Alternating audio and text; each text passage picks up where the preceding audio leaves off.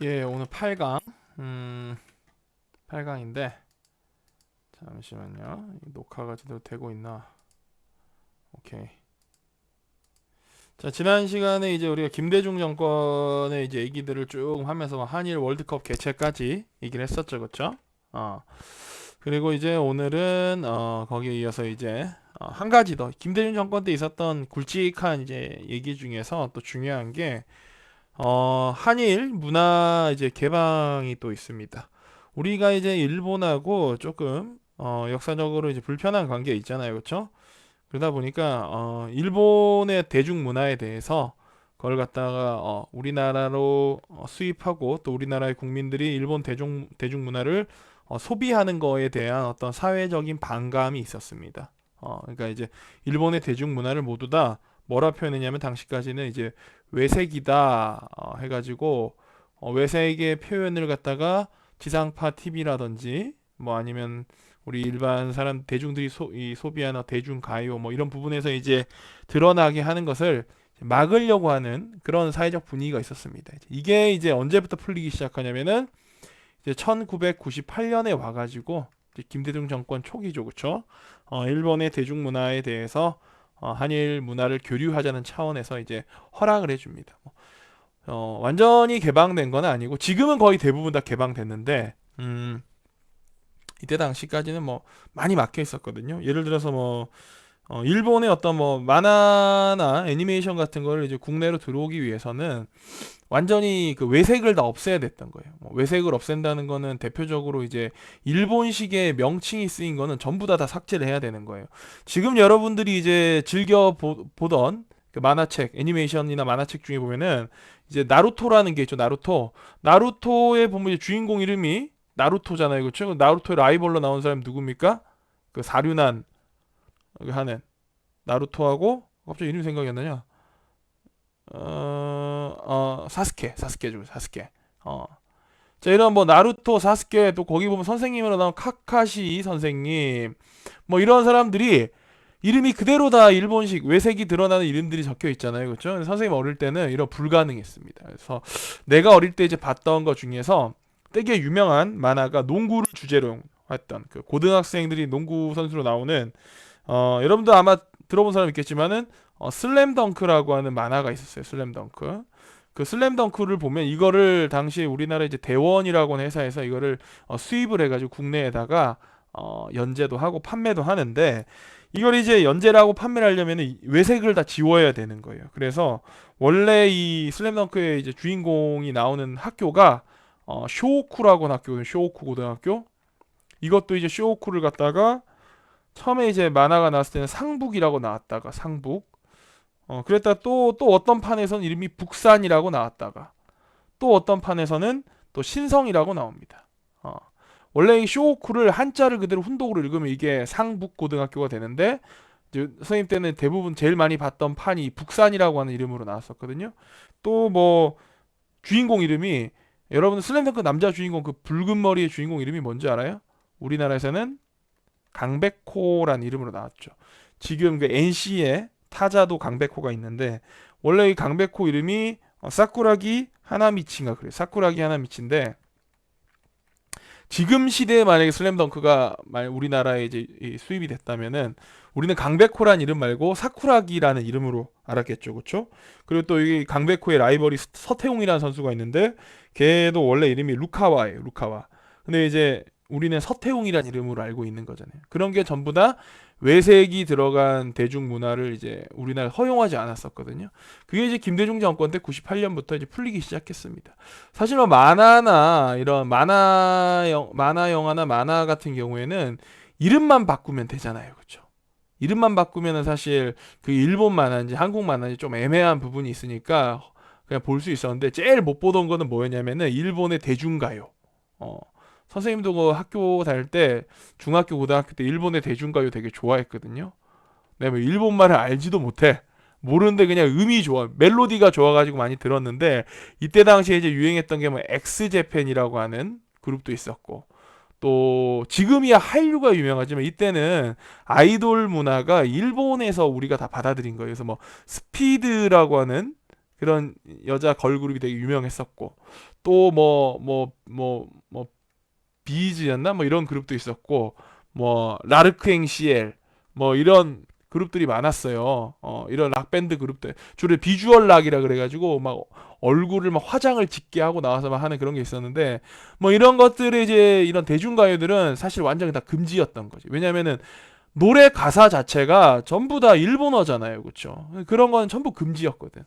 그래가지고 이제 이따가 98년부터 이게 개방이 되기 시작했어요. 그래서 총 4차에 걸쳐서 대중문화가 개방됐던 것 같고, 일본 가수가 일본어로 된 노래를 우리나라 지상파에서 부르게 되기까지는 2010년에 그게 처음 됐던 것 같아요. 2010년에 이때 일본의 뭐 SK48인가는 이제 여성 아이돌 그룹이 와가지고 우리나라 지상파 방송에서 MBC였나 KBS였나 하여튼 거기서 처음으로 이제 노래를 부르면서 일본의 가요, 일본어가 들어간 일본 가요가 우리나라 이제 지상파에 바로 방송되기까지는 문화가 개방되고도 13년이 걸렸다는 겁니다.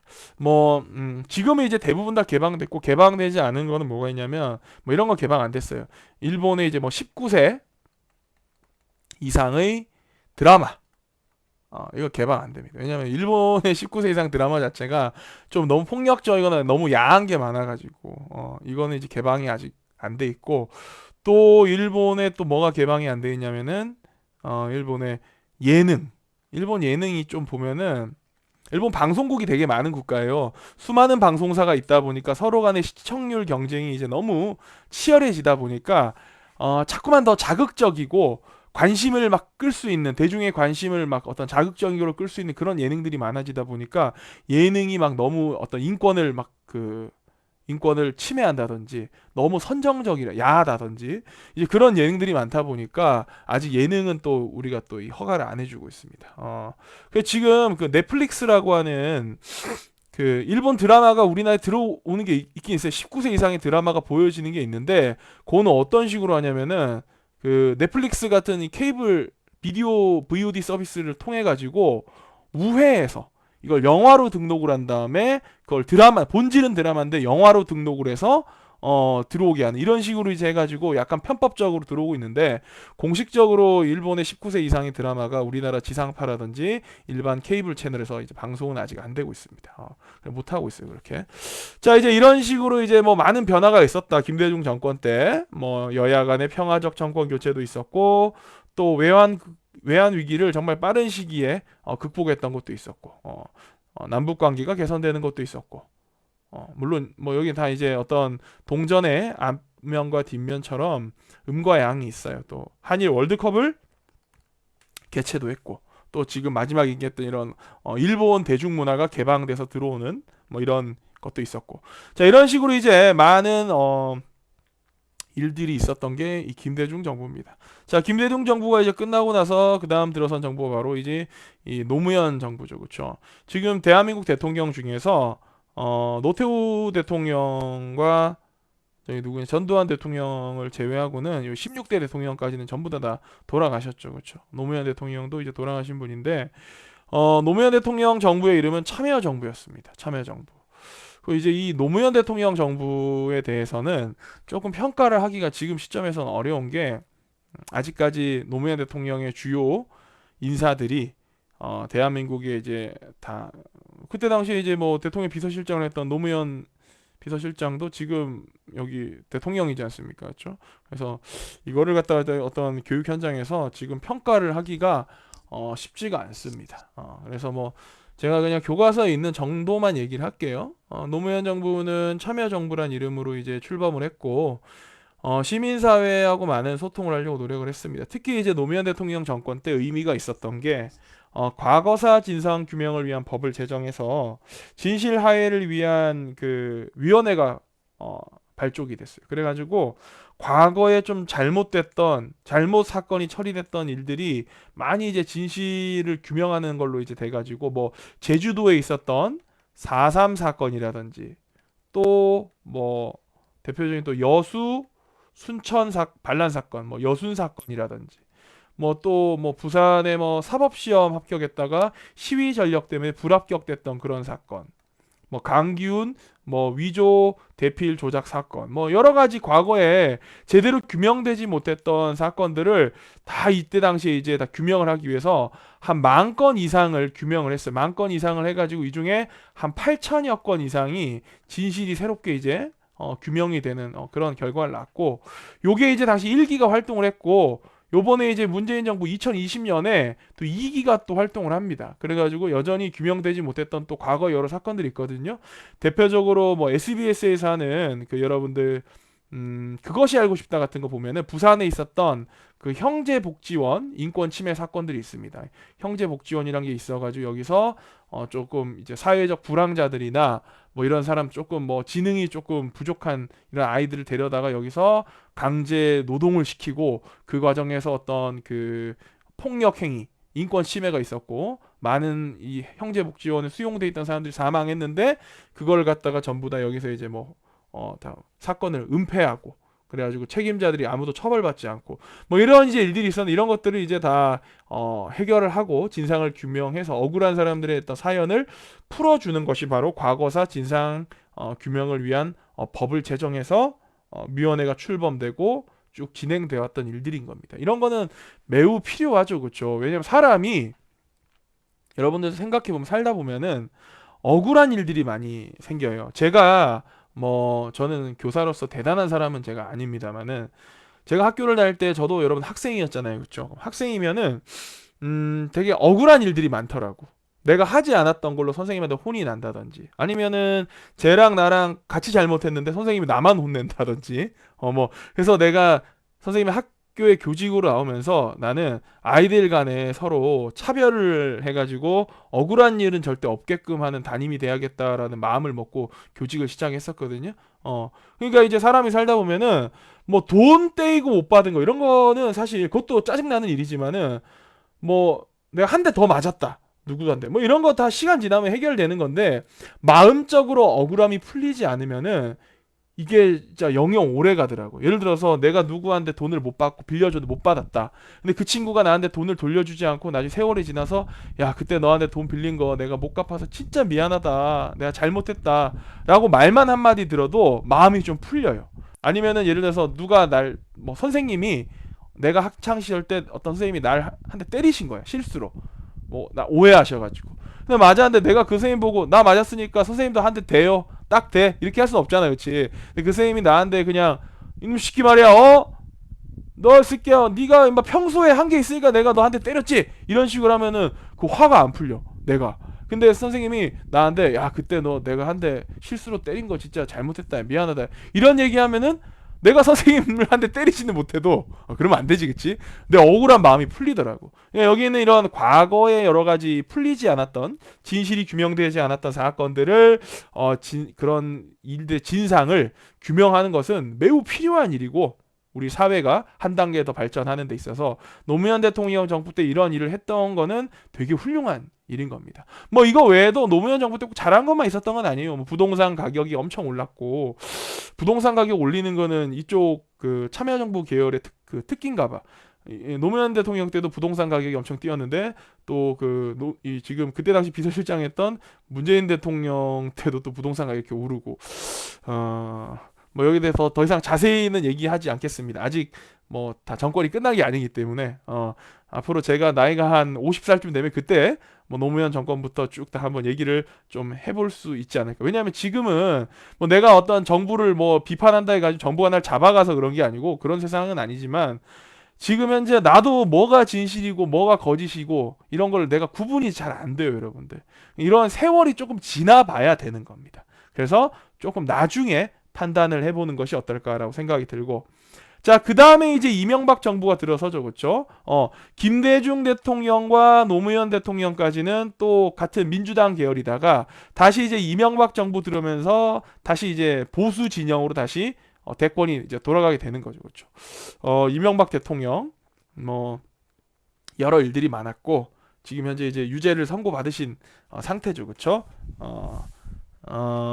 뭐 예, 더 이상의 설명은 생략하겠습니다. 뭐 제 개인적인 생각으로는 이분이 대통령이 된 것 자체가 조금 미스테리지 않나라는 생각을 합니다. 왜냐면은 이분이 이제 그 서울시장도 하고 국회의원도 하고 하면서 나중에 다 이제 미국으로 공부를 하러 떠나요. 서울시장 끝나고 돌아간 다음에 돌아와가지고 뭐 BBK라는 투자 자문사를 설립을 해요. 그러니까 본인이 광운대학교에 연설 가서도 제가 이번에 BBK 파트너스라는 회사를 하나 설립했습니다. 이렇게 얘기를 했단 말이에요. 자기 입으로. 그렇게 얘기하고는 나중에 BBK가 수많은 소액 투자자들, 소위 말하는 개미들에게 막대한 이제 금전적 피해를 끼친 걸로 밝혀지는 이제 이 BBK 파트너스 게이트가 터지자 여기에 대해서 본인이 자기는 전혀 BBK하고 관련이 없다라고 얘기하면서 유명한 말을 남겼죠. 여러분 이거 다 거짓말인 거 아시죠? 이런 말을 남겨가지고 자신의 이제 결백을 주장하고 대통령이 됐는데 지금은 이제 그 BBK가 문제가 아니고 뭐 때문에 그 다스라고 하는 또 이명박 대통령이 자기 회사가 아니다라고 주장했던 뭐 그 회사 있어요. 자기 형 뭐 이상득 씨 회사다 뭐 그 회사가 있었는데 그 회사 때문에 이제 뭐 여러 가지 그 이 뇌물을 받고 이런 게 인정이 돼가지고 구속됐죠, 그렇죠? 그 형량도 내가 알기로는 꽤 형량이 많이 나온 걸로 알고 있는데 징역이 지금 아직 대법원 판결 남아 있는데 2심까지 판결은 징역이 아마 17년형에 벌금이 100억이 넘게 나온 걸로 알고 있어요. 뭐 이제 뭐 어쨌든 예, 뭐 나중에 이제 대법원 판결이 나오면 어떻게 될지 뭐 나오겠죠, 그렇죠? 뭐 이때 뭐 여러 가지 일들이 많았습니다. 뭐 4대강뿐만 아니라 뭐 자원 외교, 방산 비리 뭐 이런 것들이 많았는데 일단은 2심까지 판결에서는 이명박 대통령이 징역 17년형을 받을 정도로 큰 잘못을 한 건 맞다. 자, 여기까지가 현재까지 밝혀진 팩트입니다. 자, 그 다음에 이제 그 다음 가면 이제 이명박 대통령 다음에 이제 누가 집권을 합니까? 이제 더 이상 파워포인트 자료는 없지만은 18대 대통령인 박근혜 대통령이 집권했다가 헌정사상 최초로 뭐가 돼요? 탄핵이 소추되면서 이제 탄핵으로 쫓겨나게 되고 그리고 현재 19대 대통령인 문재인 대통령까지 이렇게 집권하게 되는 이런 식으로 대한민국 현대사가 쭉 이어져 왔다는 거. 자, 뭐 여기까지만 일단 설명을 하고 이제 넘어가서 이제 교과서 95페이지 경제발전 부분부터 한번 봅시다. 경제발전 부분부터. 그 전에 이제 여러분들 뭐 정리하는 게 하나 있는데 문제 한번 풀어볼까요? 자, 80년 광주 시민이 신군부에 맞서 일으킨 민주화 운동 이름 뭡니까? 이건 이미 그 50 청문회뿐만 아니라 뭐 과거사 진상규명위원회 등에서 다 이미 결정이 된 거예요. 대한민국 정부의 공식적 입장은 보수든 진보를 가리지 않고 1980년에 광주에 일어났던 민주화 운동은 광주 폭동도 아니고 광주 밀란도 아니고 이거는 5.18 광주 민주화 운동이다라고 이미 결정이 난 거예요. 일베 같은 데 가면 아직도 이걸 갖다가 북괴 뭐 선동에 의한 뭐 폭동이다 이러는데 그 사람들은 지금 대한민국의 법치주의를 무시하는 발언을 하고 있는 거예요. 대한민국 정부와 사법부에서 모두 다 이걸 갖다가 민주화 운동이라고 인정을 했는데 그 일베 걔네들만 지금 이거 아니라고 얘기하고 있는 거예요. 하다못해 지금 보수 정당이 국민의힘의 비대위원장인가 당대표인가 그 할아버지가 누굽니까? 김종인 씨도 5.18 광주 묘역에 가서 무릎 꿇고 울었어요. 잘못했다고. 과거에 이런 일이 있었다. 반성한다 이렇게. 근데 일베 걔네들은 뭐 하고 있는 건지 모르겠습니다. 일베는 하면 안 되는 사이트예요. 자, 그다음에 87년 대통령 선거를 앞두고 야당과 학생, 시민이 대통령 직선제 개헌을 요구하며 벌인 항쟁은 자, 이거 뭐죠? 1087년 6월 10일에 있었던 60항쟁, 다른 말로는 6월 민주 항쟁이 되는 거겠죠, 그렇죠? 이것도 이제 뭐 일베에서는 또 막 뭐라 하잖아, 그렇지? 6월 폭동이었다, 뭐 이런 식으로. 그러니까 일베 애들은 내가 참 모순적인 게 딴 걸 떠나서 일베는 막 지금 우리나라가 이런 식으로 민주화된 게 잘못됐다라고 막 주장을 하거든, 그렇지? 그러니까 걔네들은 좋아요 싫어요도 뭐 민주화냐, 뭐 산업화냐, 뭐 이런 식으로 막 해놓잖아, 그렇지? 맞나? 근데 일베 애들이 그렇게 지금 막 이상한 말들을 막 다른 사람에게 감정적으로 피해를 주는 말들, 인권을 모욕하는 말들 그런 걸 해도 걔네 지금 사이트가 폐쇄됩니까? 안 되고 있습니까? 폐쇄 안 되고 있죠? 일베에서 다른 사람들을 막 장애인 비하, 여성 비하, 특정 지역 비하 이런 말들을 걔네들이 막 자유롭게 내뱉어도 걔네들 지금 처벌이 돼야 안 돼요. 안 되고 있잖아, 그치? 그거 전부 다 걔네가 자유롭게 이렇게 떠들어댈 수 있는 그게 다 뭐 덕분이냐? 우리나라가 뭐 됐기 때문에. 우리나라가 민주화됐기 덕분에 걔네가 자유롭게 그렇게 떠들 수 있는 거야. 지금 만약 민주화되지 않은 시기다.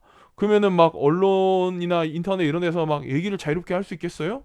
언감생심 꿈도 못 꿉니다. 이미 벌써 전두환 때 같았으면 어디 잡혀가서 삼청 교육대 같은 데 잡혀가가지고는 막 신체가 어딘가가 막 그 영구적인 장애가 남을 정도로 흠씬 두들겨 맞고 고문을 당하거나 또는 어떤 뭐 그런 그 뭐 기합을 받거나 이런 식의 체벌 그런 식의 이제 비민주적 행위들 받았을 거 아닙니까?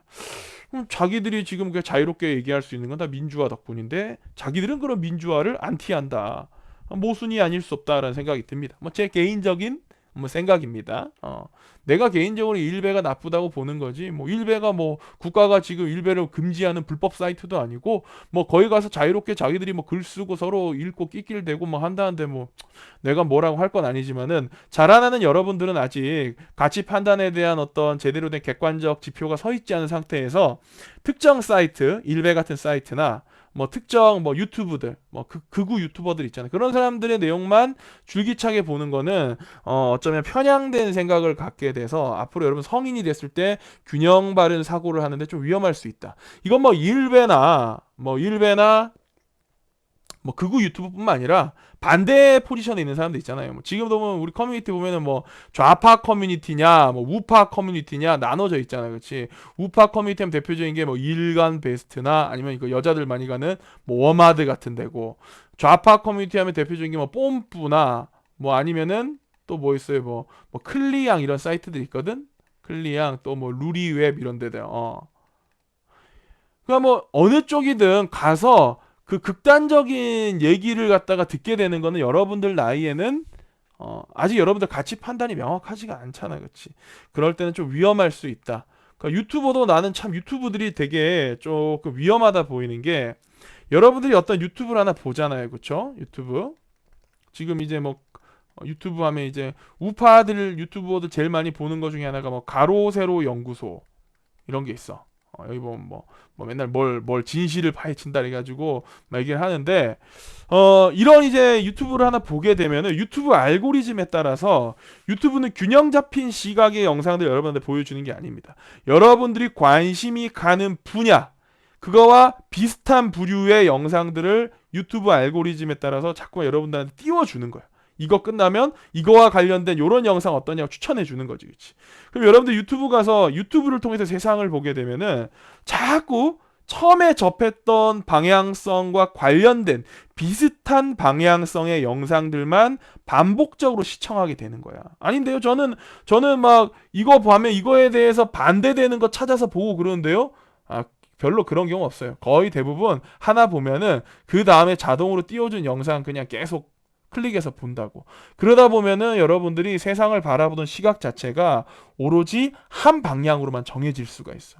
이거 되게 위험하다. 왜냐면은 사람은 어차피 얘들아 나이가 들잖아. 그러면은 이건 조금 이제 역사와는 크게 상관이 없는 얘기일 수 있는데, 어차피 사람은 나이가 들면 쭉 가면서 이런저런 여러 가지 경험들을 하잖아, 그렇지? 그러면서 자기의 생각이 유연해지기보다는 어떻게 되냐? 자기의 생각이 굳어지기 마련이에요. 거봐, 내가 원래 이렇게 생각했는데 내가 쭉 살아보니까 내가 생각했던 걸 내가 경험으로 체화했어. 내 생각이 맞잖아. 내 말이 맞잖아. 이러면 점점 굳어지면서 나중에 이제 나이가 뭐 40대, 50대 되면은 소위 말해서 내 말만 맞고 나머지 말은 다 틀려 하는 뭐가 됩니까? 꼰대라는 존재가 되는 거죠, 그렇죠? 이건 인간의 어떻게 보면은 어쩔 수 없는 운명이기도 해요. 여러분들은 꼰대 안 될 것 같지? 이 말을 하고 있는 나는 꼰대가 안 될 것 같지? 나도 꼰대 됩니다, 여러분들. 여러분들도 다 꼰대가 될 거야. 여러분들이 꼰대가 되지 않는 방법이 하나 있어요.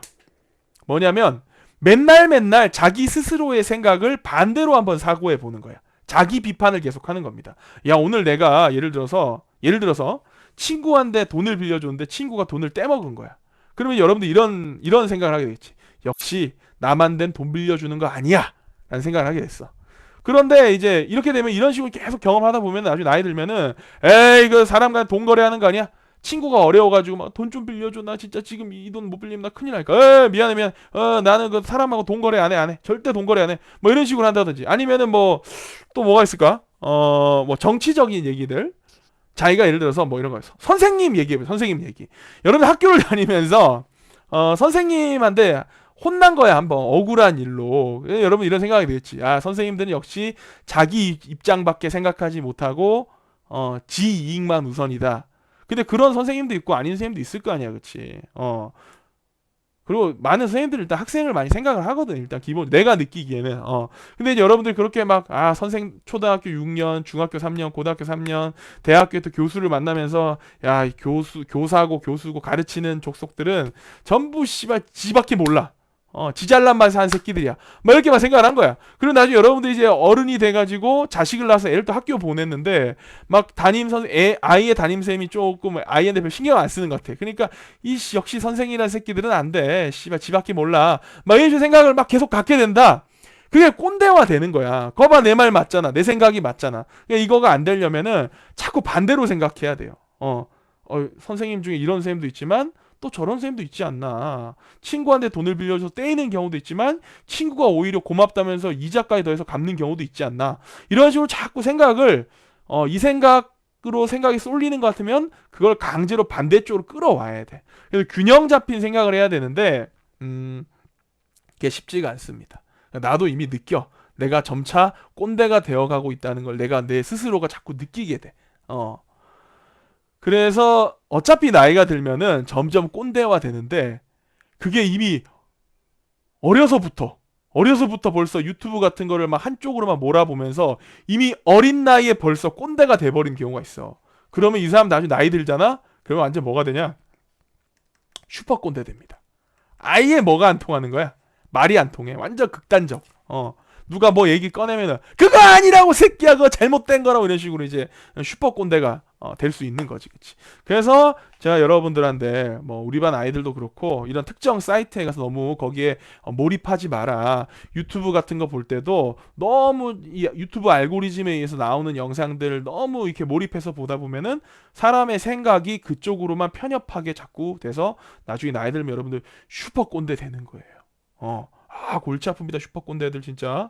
선생님도 살면서 몇 번 경험해 봤는데 이 사람들은 뭐 그때 이 사람들이 어릴 때는 유튜브가 없었겠지만 어떠한 특정 개인의 경험에 따라서 일찍부터 꼰대가 됐던 거였고 나이가 들면서 그 꼰대 경향이 더 강화된 거야.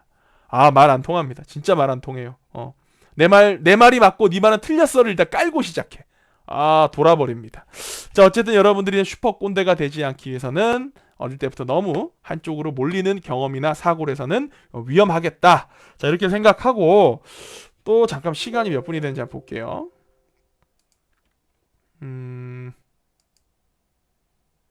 28분? 시간 많이 지났네. 야, 그러면 다음 시간에 이제 경제 성장과 대중문화의 발전을 해야겠다. 자, 오늘 여기까지 하고 여러분들 또 수업 듣느라 고생 많았습니다. 이만 가보겠습니다.